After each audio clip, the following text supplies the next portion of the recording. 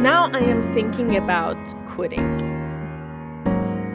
because I cannot work like this anymore.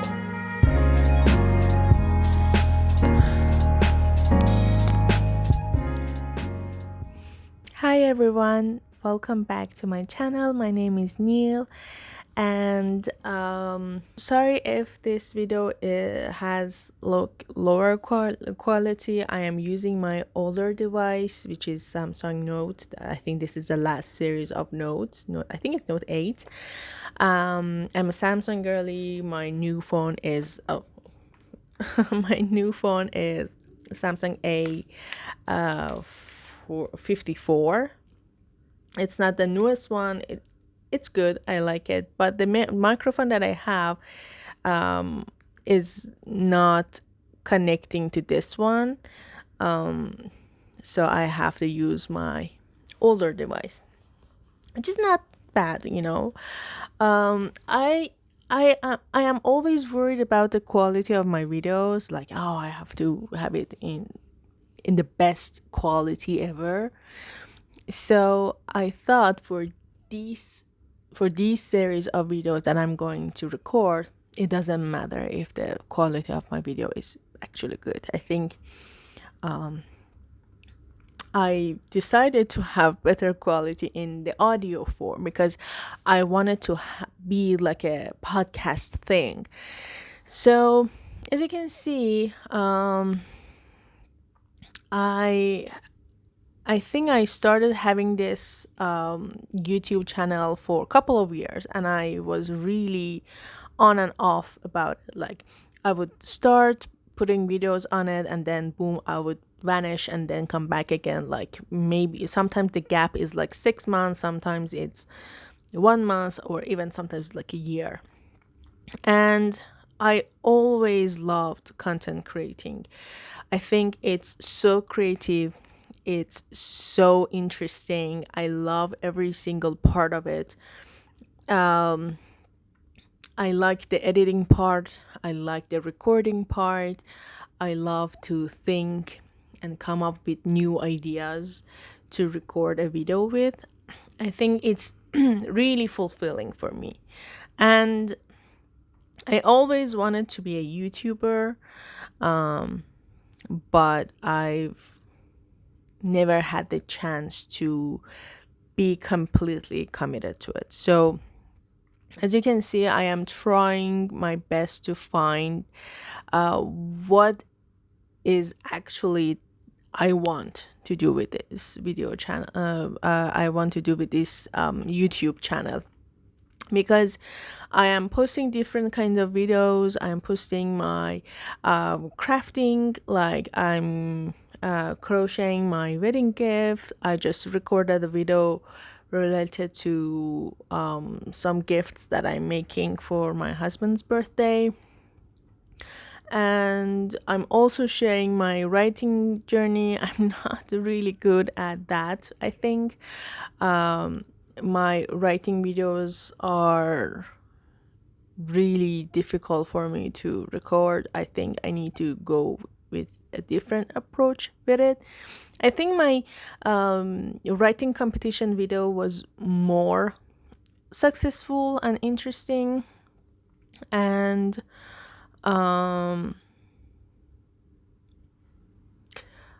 maybe I would go in maybe I would approach recording these videos in a different way. So um as I said, I want to have this like video series of podcasts that we are just talking with each other, and I haven't decided what to talk about. Like, I don't want to put myself in a very difficult situation to stick just into one subject. I want to see what is best for me and what my audience also like. So, yeah, for now, I'm just gonna talk about different things that is happening. I I think one of the things that I really, really want to talk about is my mental health and my job. Um, I am anxious and stressed all the time. I think it's something normal, unfortunately normal, in these days, and because the things that are happening in the world is so cruel and stressing that I think if someone is not stressed or anxious at some levels, they're not normal, I think. Or maybe you're so privileged enough that you're not worried, especially based on the things that are happening to my country now, and the things that are happening in my country.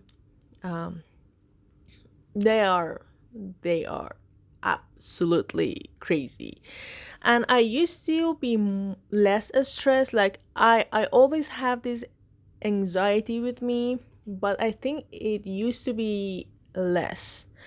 Nowadays that I'm getting married, I need to think for two people, like my husband and I, like what are we going to do about our house, our wedding, our future life. Everything looks extremely scary to me.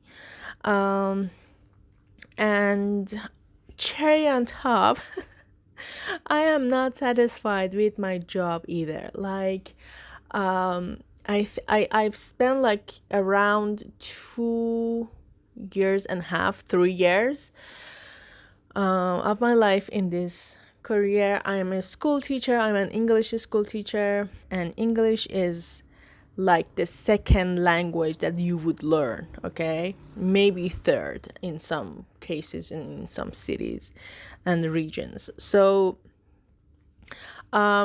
English is a subject added by some private schools, especially in elementary. In middle school and high school, it's a part of it's a the part of the curriculum of the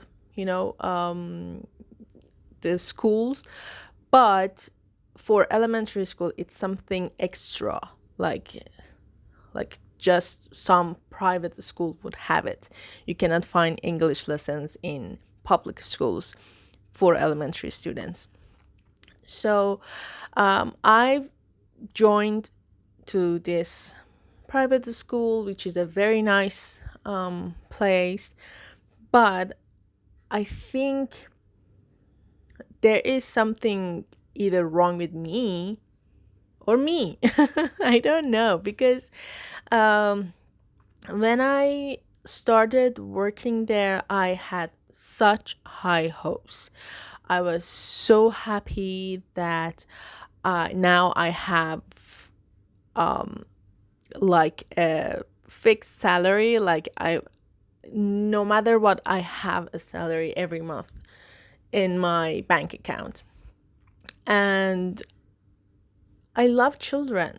I think they are so adorable. My school is just boys school, so working with boys is always challenging, but they're fun. We have first graders to sixth graders, like 7 to 11, 12 years olds. And it's always fun to work with children. Their world is way different from ours.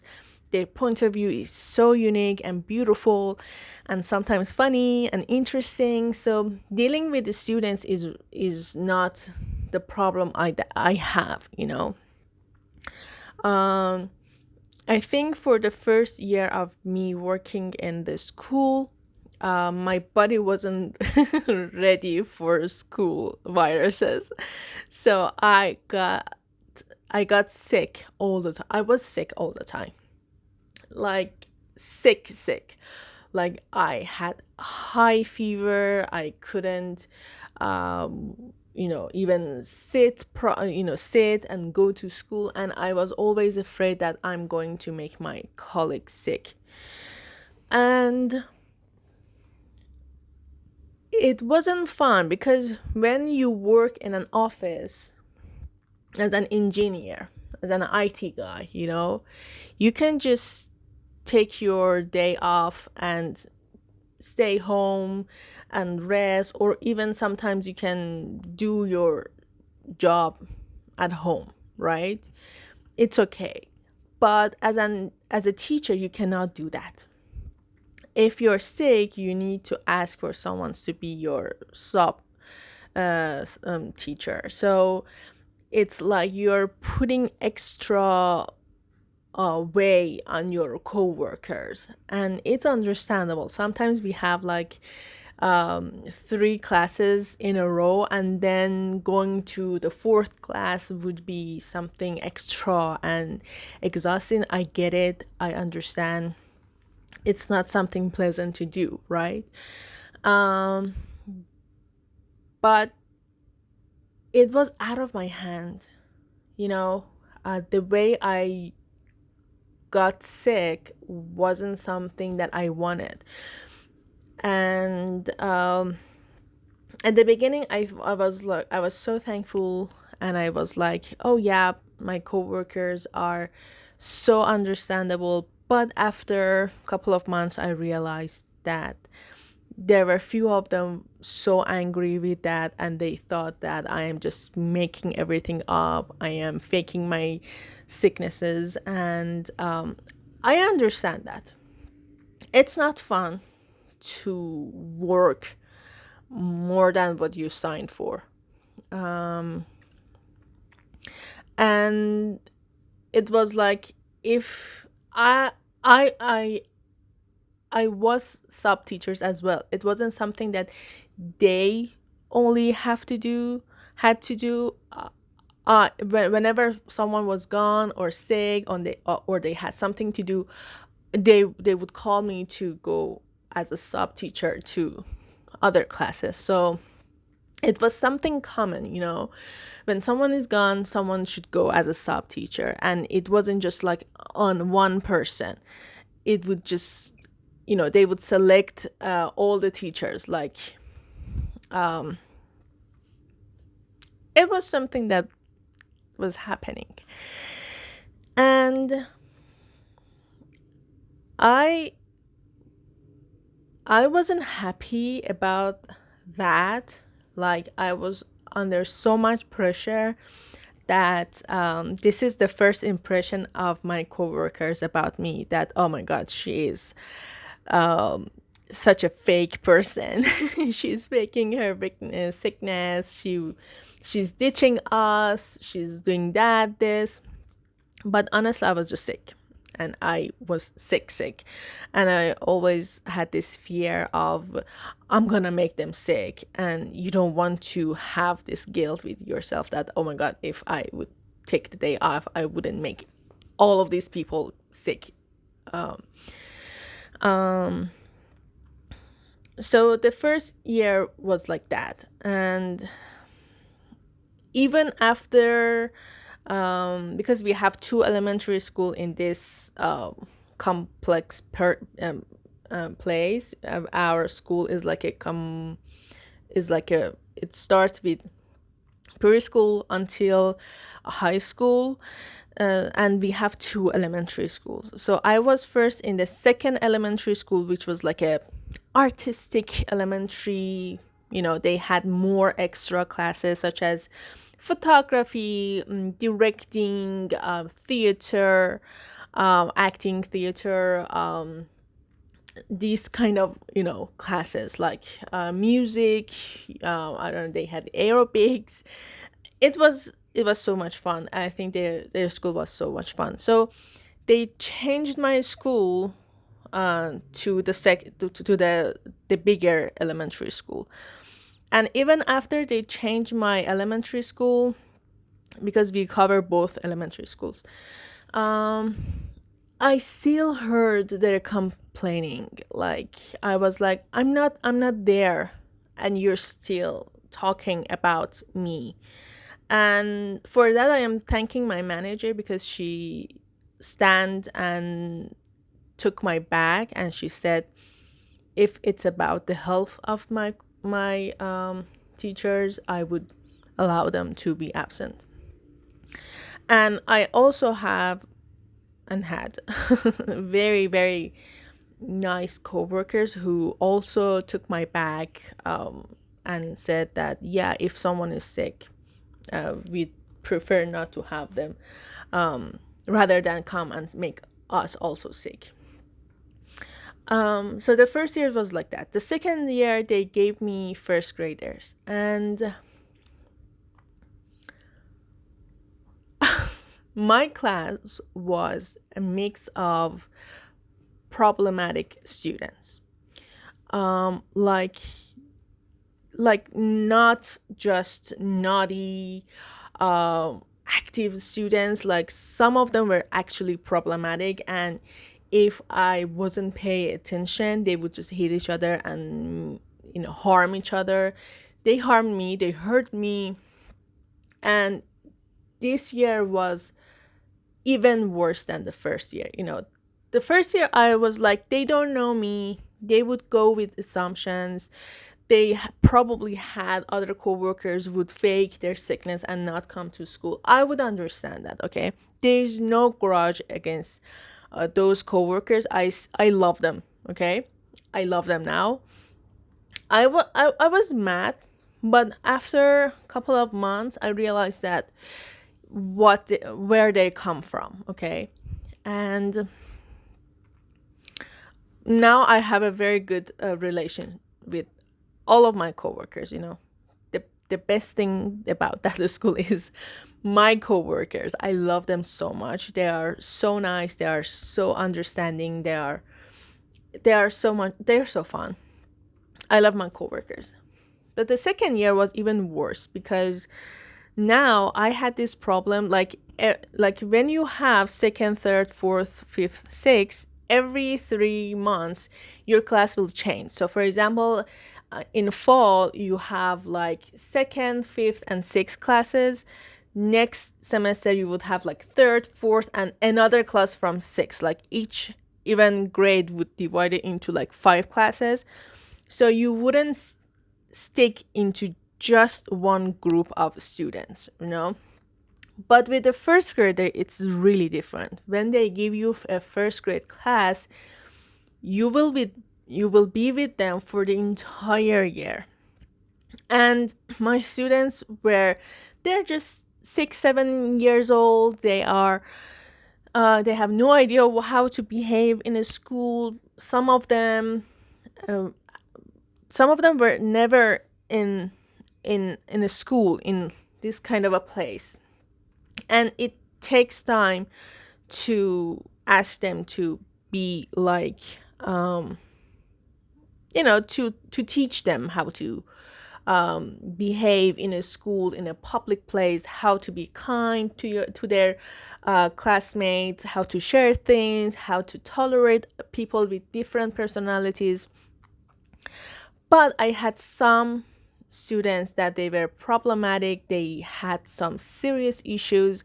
I knew I they told me months after that one of them has this like a going he has to go to bathroom constantly. It's like something mental to him. Like even he doesn't have anything, I needed to allow him to go. Okay, so just he can be relaxed and not be afraid that he's going to wet himself. They told me months later that, oh, by the way, this student has this problem. And I was like, why you didn't tell me? And because I didn't know, because you want to teach your students, like at the beginning you're okay, but after a while you want to teach them some manners about school, right? You want to teach them some rules about school. Like if you want to go to the toilet, go it in your break time, not in the middle of the class. Because when one student says that, hey, I need to go to the bathroom, the other ones wants to also go to the restroom, and just it will make chaos in the class. they told me that way late. And after that, they tell me, oh, by the way, um, he's taking medicine. They never told me what was the medication. I try to understand what is happening with that one student. I just found out what was the issue with that student, and he had severe ADHD. And I realized that when the year was over, like the school was done, and 1 or 2 months after that, I heard that someone said, "Hey, by the way, that's then you have he had severe ADHD." And I was like, "Why no one told me?" And you cannot believe how much I asked for help. Like, tell me what to do with these students. These are the list of the students that I have. These are the things that we are facing in the class.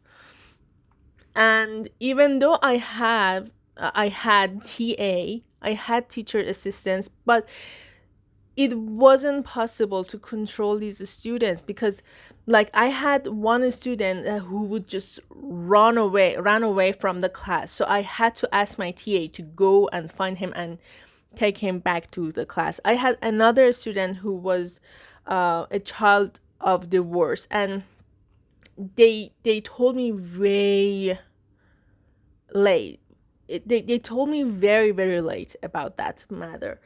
And he would curse very bad ones. He would hit me, my coworker, the other students. They hurt me. Some of them put things, they just throw things into my head. And once my friend, my TA, was like a superhero, and she saved me twice that day. I was under so much stress, and even now that I'm thinking, I get mad about it. Uh, and um, they told me that I can. They told all the teachers of the English department that if you need a summer break, you can take it. And I just was like, yeah, thank you so much. I take that. Um, and now I am thinking about quitting because I cannot work like this anymore.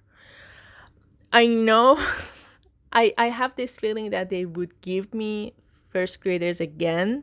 Maybe they don't, but probably year after that they would give me first graders because I had no parents complaining about me. Fortunately, I'm so happy about that, that even though we had so much struggles and problems in the classroom, the parents were happy and satisfied overall. And they were happy with the first grade. Uh, the actual teachers and also the English department overall. I'm so happy about that part. That at least I think I did good. I did well, I think. And now that I'm quitting, like my best friends, my husband says, "Yeah, just quit. This is at least this school is not for you." I'm not a bad teacher. I'm a good teacher. I know that. My students are mostly happy with my classes. I'm so glad. Maybe sometimes my general English just is not that great, but I think I can teach well, And most of my best friends, my husband tells me to just quit. This school is not for you. And the only thing that I love about that school is my coworkers. And my coworkers are just like, "No, don't go. We're gonna miss you." And I understand why they're saying these things. And they are such nice people. And I love to hang out with them. This is the truth. I love them so much. All of them. All of them. Um, but I don't know. And It's not like that if I quit, there is nothing for me. Of course there is. I can go for other schools. I have my private classes.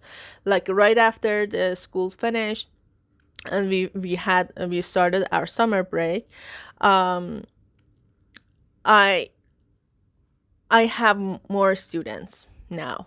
And if I ask and I try, I can have more even students for my private classes. Um, but it's what is was really, I don't know, not interesting. There's something that was really like made me confused was that I when I talked to some people like my parents and some other people, they would like, yeah, don't quit, keep your job, especially in this economy. It's not a wise thing to quit your job. And it's not, even some of my coworkers says that it's not wise to do this. But when I explained that my mental health is not in a very good place, the first year of the school was like a hell to me. I would constantly forget everything. I even once was like nearly losing my brand new phone. And I think my mental health is under risk. And when I talked to some people, they were like, "Don't quit, stay." And I was like, "Listen, my mental health is not at its best."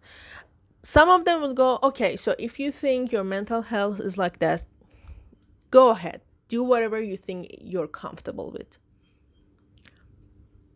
But the scary part for me was like, I heard some of them would say, "Okay, but I wouldn't still quit if I were you." And I and from that day I've been thinking, why not? Why we have this kind of a urge to stay in a toxic environment that maybe it is toxic for me but not someone else. Like, I joined into this school with another friend of mine. I think she's doing fine in this school. Okay. I think she is very, very okay with this situation going on in this school, but I'm not.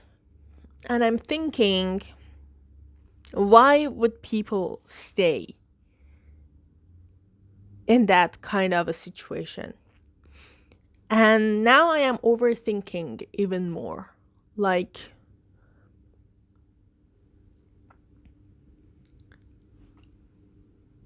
why would you stay in a place that your mental health is at risk?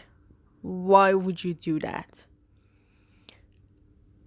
And because of the things that they are saying, even though it's really funny to me that your brain would do this trick on you. So when they told me, yeah, we wouldn't do that, it's not like that. And even sometimes I talk to my coworkers, they're like, yeah, this is our job, you should accept it and come back. I'm like, okay, maybe I should. Oh my god, this is so bizarre that I'm saying this to you, but now I'm thinking maybe I should actually go back to school. Like, I took 2.5 months break time because we also have summer classes.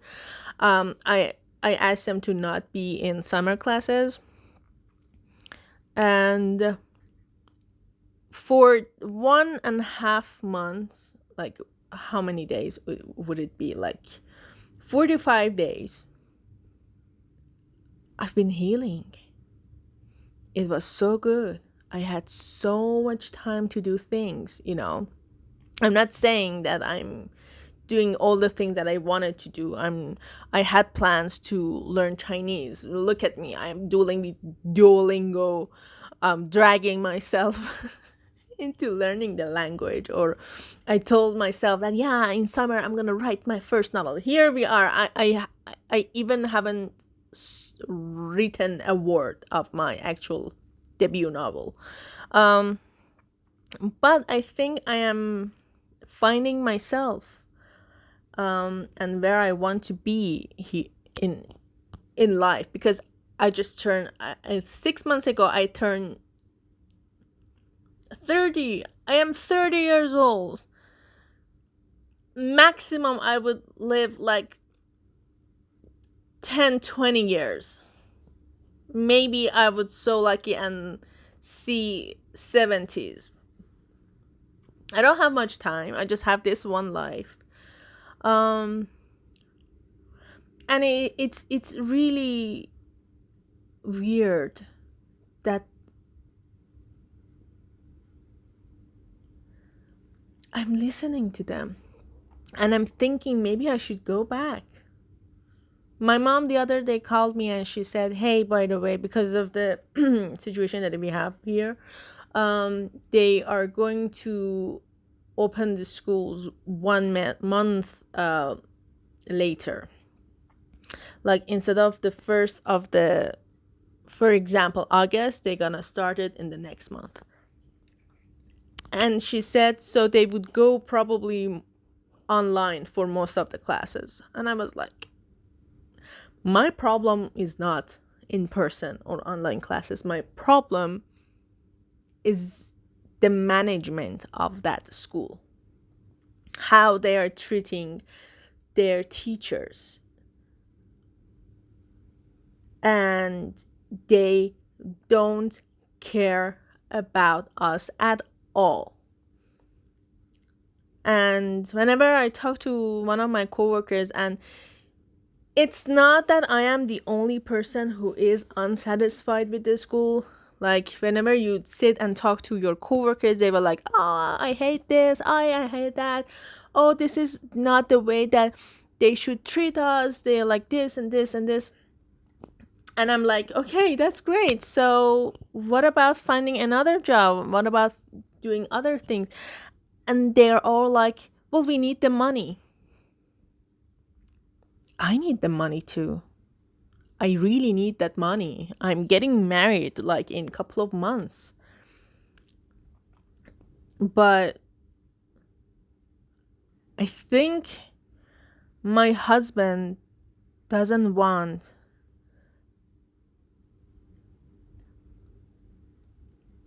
a depressed wife, you know? Yes, I need to work even harder now. But I think at least I have the control of what is happening. Like, I still sometimes think about going back to school. But I know that I would get back into that dark part of my mental health. And it's such a huge dilemma. Like your mental health and also money. Um, Money is important these days. You need to survive and you need money. So I am still thinking about it. I am more likely to quit than staying in my job. And it's tough. And I am shocked to see people still don't care about their mental health in 2026. And my question to you is that what would you do? Like, would you quit your job if you think your mental health is at risk, because I think um like one of the critics that people have on Gen Z is like they quit their job easily. I think I understand them why. I think if they see that a workplace is nice and healthy, they would stay. Maybe those workplaces are not healthy for them, so they quit. Maybe the money is not enough that they quit. So, my question is, what would you do if you were me? And I still want to wait for the other month. Like, I would see what will happen in like 2 weeks. Okay. I don't want to be rude or mean to them. So I would probably tell them in like a month advance about that I won't, yeah, I won't be there. I still have 2 weeks to think. And if I quit, I will tell you. But it's still a very, very difficult decision to make. And I don't know, probably I won't, even if I quit, because I have no idea of where we are going to live in the city. Is it going to be downtown? Is it going to be this place or that place, or this neighborhood, that neighborhood? Probably I won't go back to any school. Oh, sorry. To any other schools for this year to see where we are going to rent a house, in which neighborhood. Maybe if I feel that, okay, I need to work in a school, I would find another school for the next year. This year I probably won't go back to any schools, and I just work at home. But it's still, even though that I'm talking with this much certainty, I have no idea what decision I would make at the end of this month. And it's crazy how your brain wants to trick you, and how words affect on your thoughts that much. Like, people would scare you. Ooh, don't go there. Ooh, don't quit. But yeah, life is difficult, dude. life is so life is so difficult, and we will see what happens. And as a wise man once said, this shall pass, but we should see how. So thank you so much for being here and listening to me. I talked a lot, but I think it was something that I really needed to talk about it, like your mental health, your job, and